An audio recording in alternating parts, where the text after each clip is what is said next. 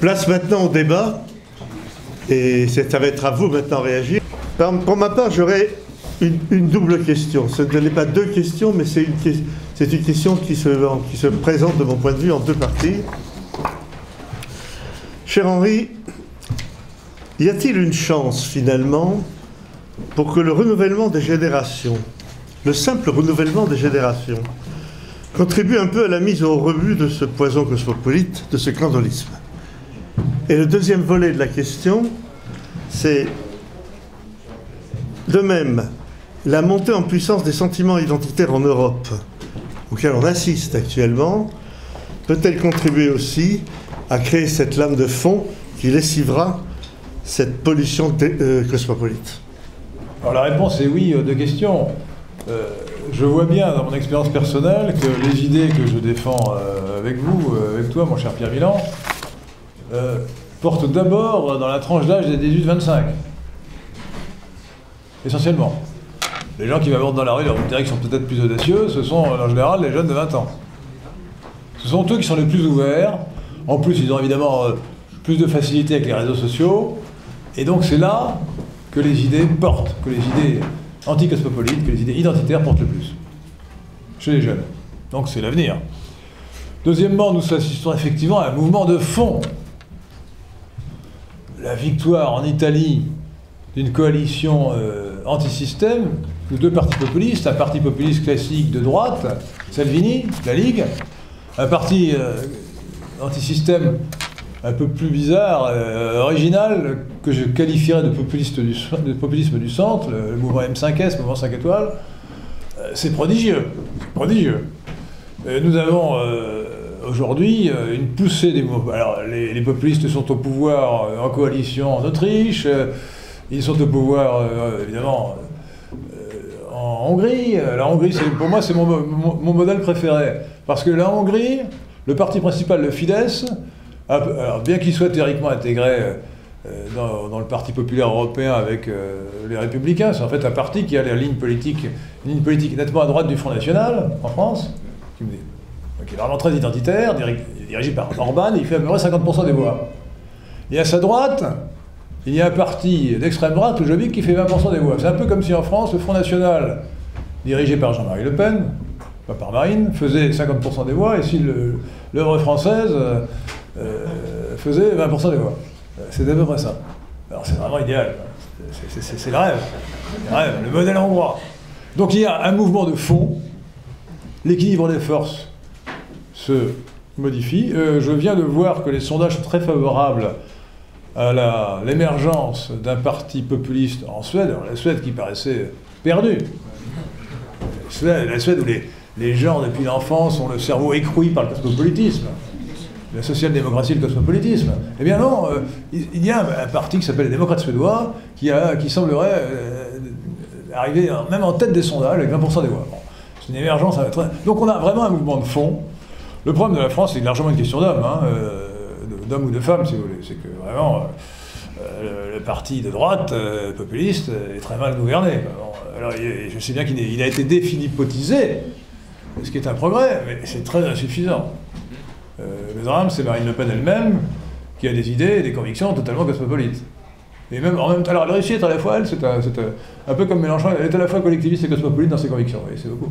Et elle vient de déclarer l'immigration est irréversible. Alors, que voulez-vous faire avec un parti anti-immigration qui vous dit que l'immigration est irréversible? Merci. Bien, à vous de jouer. Est-ce intéressant que vous n'avez pas cité Spinoza, qui dit dans sa somme théologique qu'il faut détruire la cité de Dieu, qu'il faut détruire la cité des hommes? Et est-ce que finalement le cosmopolitisme n'est pas qu'un moyen pour tout détruire, pour se prendre pour Dieu? Je vous remercie.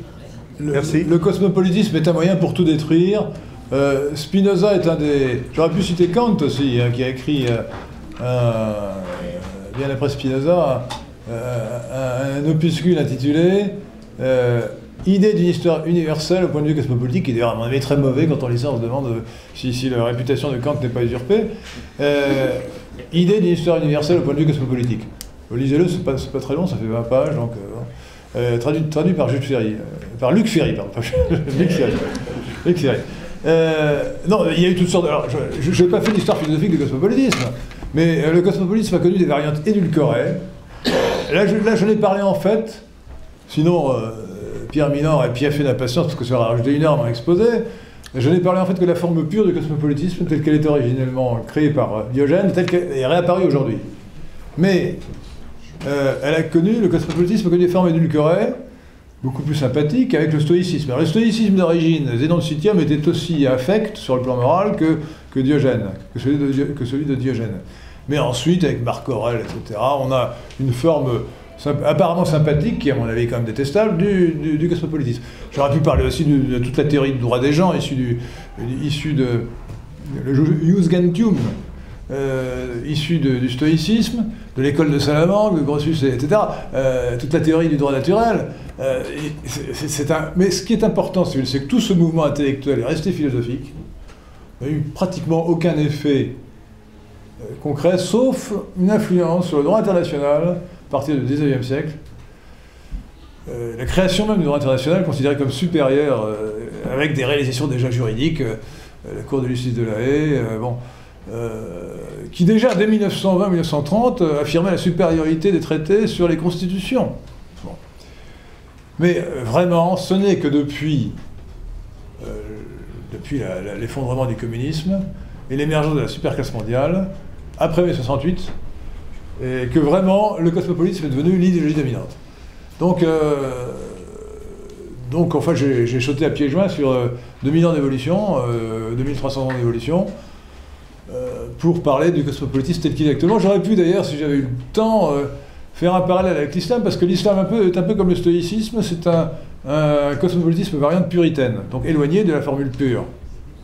Ce qui se traduit très bien d'ailleurs dans la formule que le Front islamique de salut avait avant d'être détruit par les militaires algériens. Le Front islamique de salut avait fait il avait remporté les élections, mais on l'a empêché de prendre le pouvoir, et donc par un coup d'État, et le Front islamique de salut avait organisé des grandes manifestations où les gens défilaient avec des pancartes en arabe, des pancartes en anglais, pas en français, disant « Islam is a way of life ». L'islam est un mode de vie.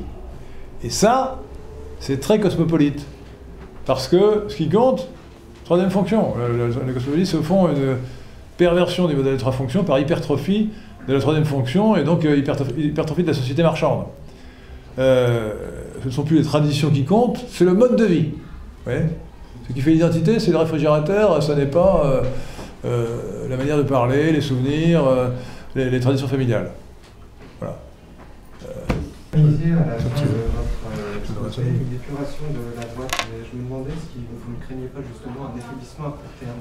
Est-ce qu'on a entendu au fond votre Oui, alors je question? répète. Monsieur dit, l'épuration n'est-elle pas une forme d'affaiblissement? Ben, ça se discute. Je crois que c'est une erreur stratégique. Je crois que il n'y a pas de loi absolue, hein. Mais si vous prenez un exemple caractéristique, qui est le Parti communiste. L'Union soviétique, justement. Non, mais attendez, les partis communistes de partout, on l'entend prospérer en s'épurant. Et ils ne sont pas du tout affaiblis. Alors bon, en l'occurrence, si vous voulez, pourquoi l'épuration est nécessaire? C'est parce que on ne peut pas valablement combattre le cosmopolitisme avec à côté un collègue qui est dit de droite, qui n'est pas discrédité, que vous n'avez pas discrédité, donc apparemment sa parole est respectable, et il est du même camp que vous, officiellement, qui vous fait un croc aux jambes en disant que vous êtes un sale raciste. Donc, il faut d'abord, en priorité, lui, le dézinguer idéologiquement. Vous comprenez? Parce que sinon, vous ne pouvez rien contre l'adversaire. Et en plus, on fait d'une pierre deux coups. Parce que quand on attaque un candole en disant qu'il fait de l'antiracisme, et l'antiracisme, c'est un poison qui détruit la France, eh bien, vous attaquez le candole et en même temps le cosmopolitisme, puisqu'il le représente d'une certaine manière. Donc, il est certain qu'on ne peut pas, dans l'état actuel de la France, arriver à quoi que ce soit si on ne désigne pas les candoles de toutes les tendances. Hein. J'ai bien montré que le candolisme était orthogonal à la droite. On trouve des candoles au centre droit, dans la droite modérée, dans l'extrême droite, et même dans l'extrême droite des théocrates antiracistes. Qui vous disent « Vive Gamassou ». Enfin, pardon, vive Mathilde. Pour répondre à la première question, il y a une courroie du cosmopolitisme évidente, c'est la franc-maçonnerie mondiale. Or, la franc-maçonnerie mondiale, elle est anti-chrétienne par essence. Et alors, la deuxième chose que je voudrais dire, c'est que le roi des candoles, c'est Micron. Parce que Micron, il a reçu Mamadou.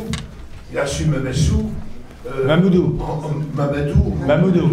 C'est une variante de Mamadou. Et Mohamed en Wolof. Il l'a reçu en très grande pompe. Et donc, pour moi, c'est un acte de candolie.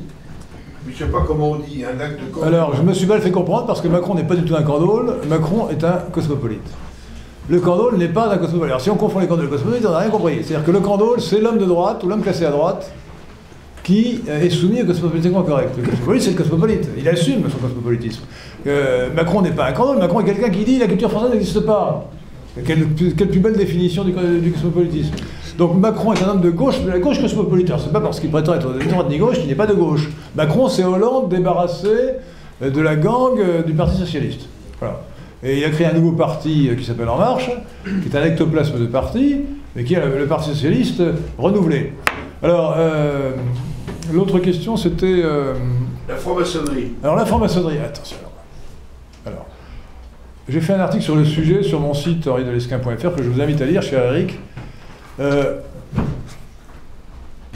Il y a la superclasse mondiale. La superclasse mondiale, c'est une classe sociale. Et il y a dans cette classe sociale quantité d'organisations, connues ou inconnues. Certaines sont très connues. À l'origine, était avant la superclasse mondiale, le CFR aux États-Unis, Council of Foreign Relations. Il y a l'Institute of Royal Affairs à Londres, et puis Bilderberg, et puis la Trilatérale, et puis tout simplement le Forum de Davos, qui est la grand-messe de la superclasse mondiale. Et puis, il y a effectivement des réseaux maçonniques. Mais il n'y a pas seulement les réseaux maçonniques. Moi, je soutiens, en tout cas pour ce qui est de la France, que nous avons donc une ligue archicosmopolite, qui est, pour résumer, la section française de la superclasse mondiale, et qui s'appuie sur 3 coteries majeures avec lesquelles il ne faut pas la confondre. Alors, j'ai redéfini la théorie des 4 États confédérés de Charles Maurras. Charles Maurras disait qu'il y a 4 États confédérés qui sont les Juifs, les francs-maçons, les protestants et les métèques.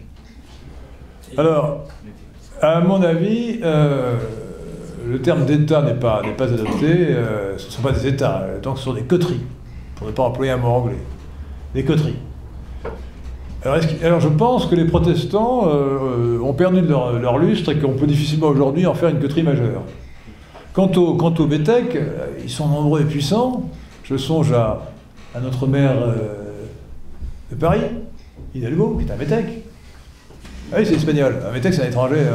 Je songe. Je pense qu'on n'a pas assez souligné l'énormité de la chose. À l'ancien Premier ministre Manuel Valls. Manuel Valls était binational, et il veut se présenter à l'élection de la mairie de Barcelone. Ça ne nous choque pas un peu quand même qu'un Premier ministre français veuille devenir maire d'une ville espagnole? Mais c'est monstrueux. Mais c'est monstrueux.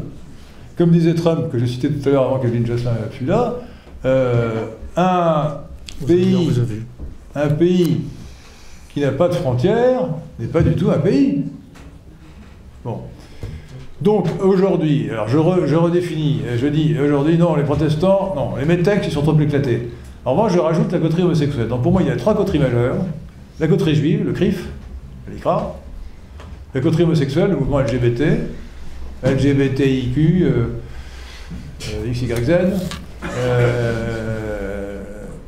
et tertio, la coterie maçonnique. Et à mon humble avis, la coterie maçonnique, les francs-maçons. Et à mon humble avis, aujourd'hui, les francs-maçons qui étaient sans doute les plus puissants, et qui ont longtemps été les plus puissants en France, sont la 3e coterie majeure. La meilleure preuve d'ailleurs, c'est simple. Il y a un critère juridique très simple. Si vous attaquez les juifs, 17e chambre. Si vous attaquez les homosexuels, 17e chambre. Mais vous pouvez attaquer les francs-maçons. Ça prouve qu'ils sont moins puissants. Ah ouais. Ils n'ont pas fait une loi là. On n'a pas encore inventé une loi qui interdit de critiquer les francs-maçons. Donc les francs-maçons sont évidemment très puissants, les francs-maçons sont l'auteur de beaucoup de lois, ont inspiré beaucoup de lois épouvantables, mais ils sont, à mon avis, moins puissants que la coterie juive et la coterie homosexuelle. Voilà. Evelyne Jocelyn. Bonsoir Henri, bonsoir Pierre Mélan. Bonsoir Evelyne. Bravo pour cette brillante analyse. j'ai pas de critique, j'ai simplement une petite question sur le libre-échangisme. Vous l'avez classé délibérément à gauche. Alors, le problème, c'est que je suis depuis très longtemps, depuis des années, le mouvement pour Brexit en Angleterre, et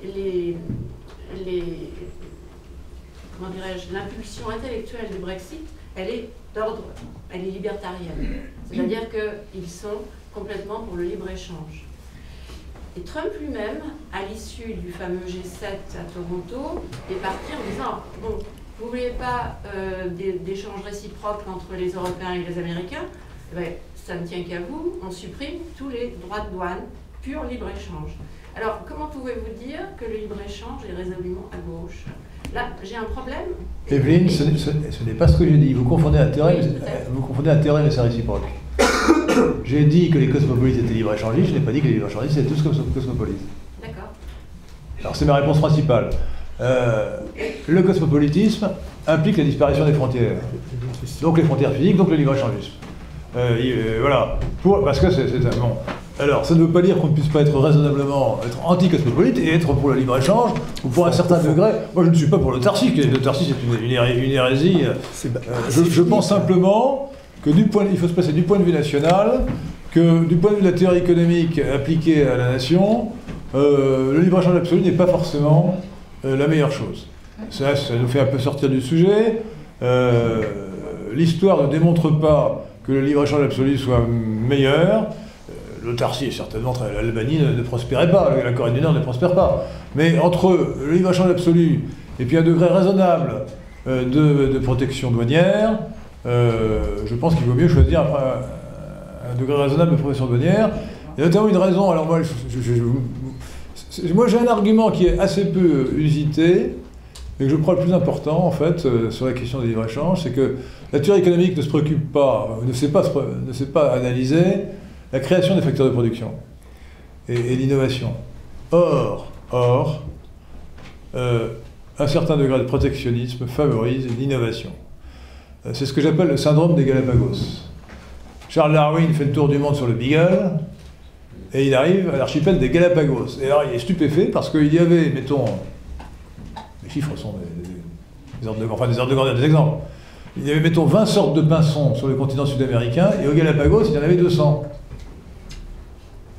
Parce que, comme c'est plus petit, la loi des grands nombres s'appliquant moins, la théorie de l'évolution permet de prévoir qu'il va y avoir une plus grande création d'espèces.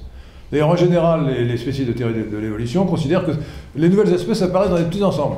Bon. Et je pense, j'ai un autre exemple que je peux vous citer, c'est quel est, à votre avis, le plus grand moment, enfin le moment où le sommet, l'apogée du cinéma français? L'occupation. L'occupation. Alors, il y a deux explications, la bonne et la mauvaise. La mauvaise, je la cite pour mémoire, c'est parce que les Juifs avaient été éliminés. La bonne, c'est parce que c'était protégé. Le cinéma français était protégé du cinéma américain, et donc l'innovation est extraordinaire. Je crois, là vous avez un exemple objectif dans le domaine artistique du fait que la protection peut favoriser la création et l'innovation. Alors, je salue la présence de Philippe Bakou dans la salle, et il posera la question immédiatement après celle de monsieur. Bonsoir. Bonsoir. Tout au long de la conférence, vous avez dit que l'idéologie cosmopolite était l'ennemi de la République. Est-ce que vous ne pensez pas qu'au contraire, l'idéologie cosmopolite est dans l'ADN même de la République? Il y a beaucoup de francs-maçons, comme par exemple Jacques-Georges Humaine, qui est le grand vénérable de Grand-Orient de France, a écrit la République. C'est Philippe Bakou, c'est le membre de la Jacques. Le but même de la République. C'est Philippe Bakou. Ah, c'est le nom de là. Excuse-moi là. Excuse-moi. Non, c'est une erreur totale. C'est une erreur totale. La République, par définition et par essence, ne peut être que anti-cosmopolite. Pourquoi? Parce que la République, c'est par définition la souveraineté de la nation, et parce que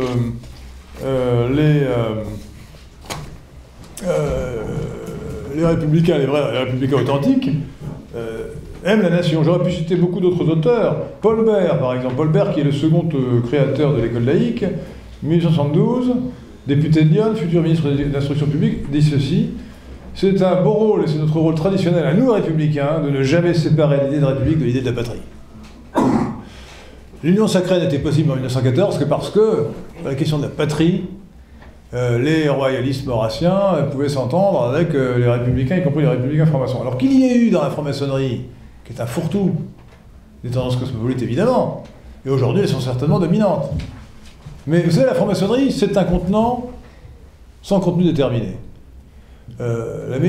J'ai compris enfin ce que voulait dire la franc-maçonnerie lorsque j'ai lu Bernard Faye, le grand spécialiste de la franc-maçonnerie, qui a dit ceci: la franc-maçonnerie a remplacé le mystère de la divinité par la divinité du mystère. Le mystère de la divinité, c'est le christianisme. Les dogmes du christianisme qui sont parfois un peu difficiles à comprendre. Je vous épargnerai l'anecdote de saint Augustin réfléchissant au dogme de la Sainte Trinité. La franc-maçonnerie a sacralisé le secret maçonnique. Il a divinisé le mystère. Mais dans ce mystère, on peut mettre à peu près n'importe quoi. Ce qu'on peut dire quand même, c'est que la tendance est au moins au relativisme religieux. Mais il y a de grandes différences entre les obédiences, et quand on dit que la franc-maçonnerie est nécessairement anti-chrétienne, c'est assez faux, peut-être anti-catholique si vous voulez, mais anti-chrétienne sûrement pas, et encore même anti-catholique. Je crois que la franc-maçonnerie écossaise était plutôt catholique à l'origine. Bon, en tout cas, la franc-maçonnerie est essentiellement chrétienne à l'origine, en Angleterre, et aux États-Unis. Et d'ailleurs, c'est le parti travailliste qui s'est opposé à la franc-maçonnerie, parce que ce sont plutôt des conservateurs qui sont francs-maçons, à droite, qui est maçonnique en Angleterre. Donc ne jugez pas de tout par rapport à notre franc-maçonnerie française, essentiellement Grand Orient de France, qui je le reconnais est une saloperie aujourd'hui cosmopolite, mais qui n'a pas toujours été. Paul Doumer, je vous le répète, il était franc-maçon, je crois qu'il était au Grand Orient, Paul Doumer. Et puis aussi Valdec Rousseau, donc on pourrait multiplier. D'ailleurs, la raciologie a été développée pendant toute la fin du XIXe siècle, avant de s'épanouir au XXe siècle sur d'autres terres, en France, par des gens qui étaient souvent francs-maçons. Non, donc il ne faut pas avoir une vue simpliste de la franc-maçonnerie, et il est certain en tout cas que la République elle-même, dans son essence, est essentiellement anti-cosmopolite. D'ailleurs, je pourrais même revenir à la Révolution française, l'horrible Révolution française. Vous savez qu'elle a commencé par des déclarations cosmopolites. Anacharsis Claude, c'était considéré comme, comment l'appelait-on, l'apôtre du genre humain, quelque chose comme ça. Il était néerlandais, et au fond, on avait défini l'identité française par l'opinion. Oui. D'ailleurs, Valérie Pécresse avait dit, quand elle était ministre, l'identité de la France, ce sont les valeurs républicaines. Alors, les valeurs républicaines définies par Mme Pécresse, ce sont en fait des idées cosmopolites. Mais passons. Donc, non.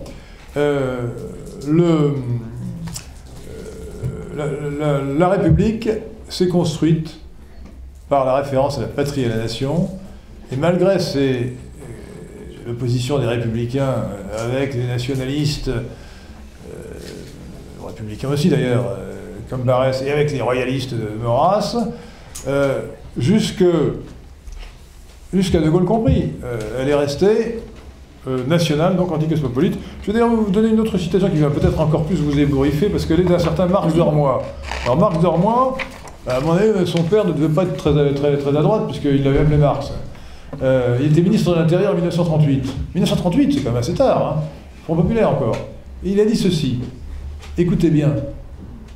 J'ai été amené à constater que l'immigration clandestine des Chinois en France continuait de se manifester dans des proportions importantes, augmentant ainsi le nombre de membres indésirables de cette colonie. Leur présence, la présence des Chinois en France, ne peut constituer à la longue qu'un péril manifeste, tant au point de vue de la sécurité intérieure que du développement de notre race. Marx d'Ormois, 1938. Et c'était le Front populaire. Et je vous rappelle aussi que Léon Blum a fait des déclarations à peu près équivalentes à celles de Jules Ferry sur le droit pour les peuples, pour les races supérieures de civiliser les races inférieures. Simplement, les méchantes langues prétendent que quand ils parlent des races supérieures, ils pensent aux juifs et pas aux autres. Mais je ne le garantis pas. Une question courte en 2 mots. Bergoglio, Candolle.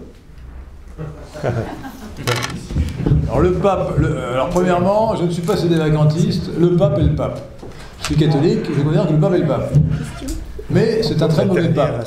Peut-être le pire que nous ayons eu depuis Saint-Pierre. Je vais le dire. Alors, le pape François n'est absolument pas un condole, c'est un cosmopolite. Je viens de répondre à Éric Duréau qu'il ne fallait pas confondre condole et cosmopolite, sinon on ne comprend plus rien, on mélange la droite et la gauche. Le cosmopolite, il est à gauche. Le condole est officiellement à droite. Donc ça n'est pas pareil. Sinon on perd tout l'intérêt de la notion de condole, alors c'est pas la peine de l'inventer. Donc Bergoglio est un cosmopolite effarant. J'ajoute, pour ceux qui ont lu la correction filiale qui lui a été adressée par quelques dizaines d'éminents théologiens, que ce pape est hérétique. Le condole, c'est celui, ne l'oublie, c'est celui qui, se croyant d'un côté, s'offre, dans tous les sens du terme, à celui qui est de l'autre côté. Voilà. Bon, la dernière question, peut-être, monsieur, je ne vous vois pas, mais si vous pouviez vous manifester. Alors, il faut passer le micro. On va vous passer le micro.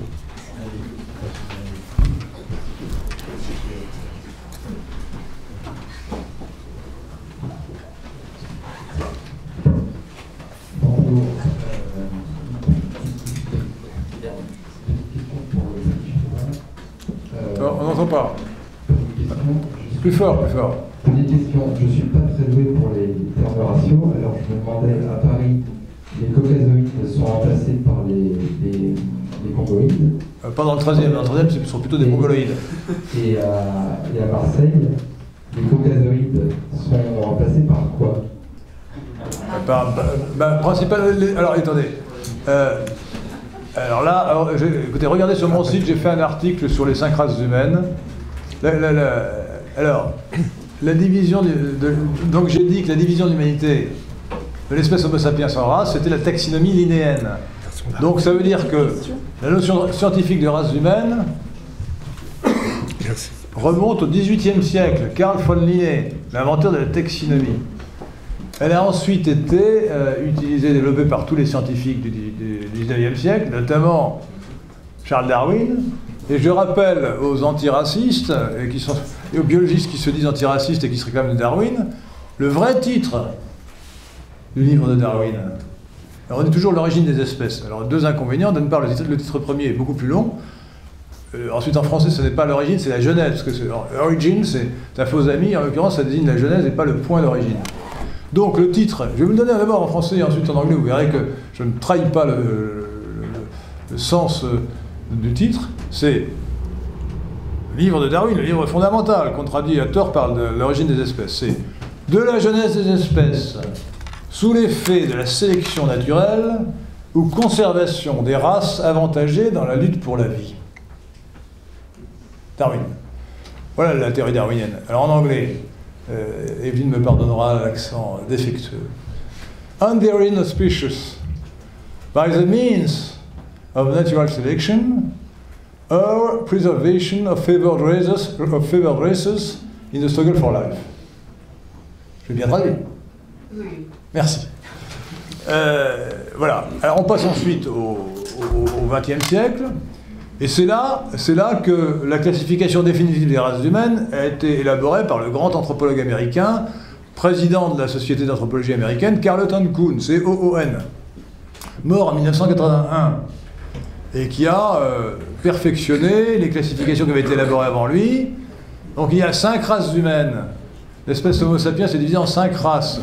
Chacune de ces races étant divisée en sous-races. Le terme de sous-race étant pas péjoratif, ça veut simplement dire que c'est une subdivision de la race proprement dite. 5 races humaines, non pas 3, les blancs, les jaunes et les noirs, classification inopérante, mais les caucasoïdes, les blancs si vous voulez, mais entre parenthèses, à moins d'être albinos, personne n'est blanc dans cette salle. Hein. Regardez la chemise blanche de monsieur, il n'a pas la peau blanche, monsieur, pourtant il est de race caucasoïde. Deuxièmement, la race mongoloïde, les jaunes qui ont parfois la peau jaune, mais enfin bon, parfois ils ont la peau aussi blanche que la nôtre, enfin aussi claire que la nôtre, parfois une peau brune. Troisièmement, les congoïdes, les noirs ou nègres, le nègre n'est plus employé parce que c'est considéré comme péjoratif, sachant qu'il y a en fait 3 races noires, parce qu'à côté des congoïdes, c'est-à-dire les noirs d'Afrique, il y a les capoïdes, qui sont aujourd'hui résiduels, ce sont les Bochimans et les Hottentots de la province du Cap en Afrique du Sud, et les australoïdes, c'est-à-dire les aborigènes australiens, mais aussi les Mélanésiens, les Kanaks, les Papous, les Négritos de Philippines, les Védoïdes, rien à voir avec les Védas, hein, du sud de l'Inde, et même les Aïnous au nord du Japon. Ça, ce sont les Australiens, 5 races humaines. Bon. Voilà. Voilà. Et donc, alors pour répondre à la question, les Nord-Africains sont de race caucasoïde. Ils sont parfois métissés de congoïdes, mais fondamentalement, la race caucasoïde englobe non seulement toute l'Europe, mais l'Afrique du Nord, mais le Proche-Orient, et même l'Inde, car les Indiens, sous réserve de métissage avec les Australoïdes, qui étaient les indigènes de l'Inde, ils ont beau avoir la peau souvent foncée, sont de race caucasoïde, les Indiens de l'Inde. Les Indiens d'Amérique sont des Mongoloïdes. Ce qui m'amène à dire et à répéter souvent, ce n'est pas la couleur de la peau n'a pas d'importance, mais la race en a beaucoup.